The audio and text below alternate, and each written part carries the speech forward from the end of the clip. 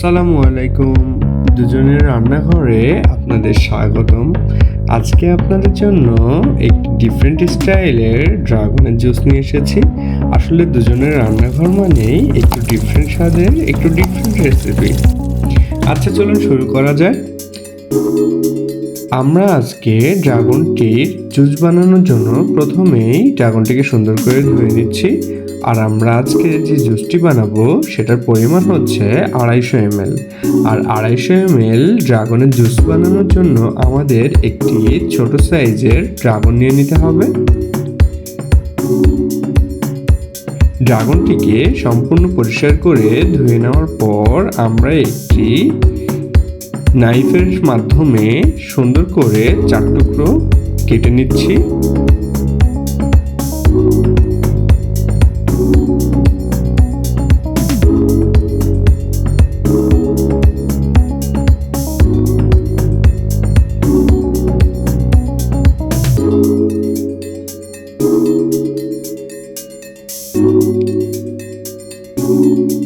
ড্রাগনটিকে আমরা 4 টুকরো করে কেটে নেওয়ার পরে আপনারা দেখতে পাচ্ছেন একটি কোণায় আলতো করে প্রেসার দিলেই আমাদের ফালিগুলো সুন্দর করে খোসা থেকে ছড়ে আসছে। এবার আমরা একটি পাত্রে ড্রাগনগুলোকে একটু কুচি কুচি করে নিচ্ছি, এতে আমাদের ব্লেন্ড করতে সুবিধা হবে।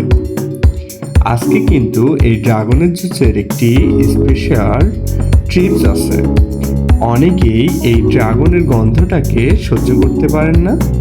এই ড্রাগনের ফ্লেভারটাকে আমরা আজকে দূর করে নেব একটি টিপসের মাধ্যমে। আপনারা এই সম্পূর্ণ ভিডিওটি দেখলে আজকে সেই টিপসটি অবশ্যই পেয়ে যাচ্ছেন এবং সকলে এই ড্রাগনের জুসটিকে পছন্দ করবে নিঃসন্দেহে।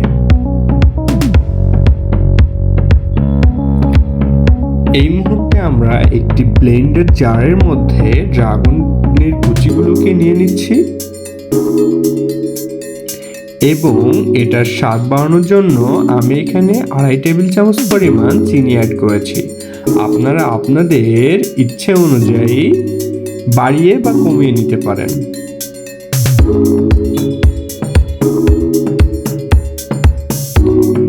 আর সেই সাথে আমরা ডানোর ফুল ক্রিম মিল্কের একটি 10 টাকা প্যাকেটের গুঁড়ো দুধকে পুরোটাই ইউজ করেছি 250 ml ড্রাগনের জুসের জন্য।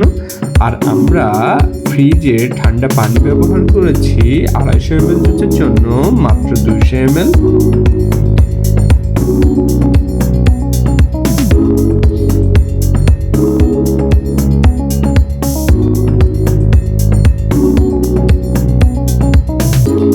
এখানে আমরা ব্লেন্ডারটাকে কয়েকবার দিয়ে আমরা এটাকে ব্লেন্ড করে নিব।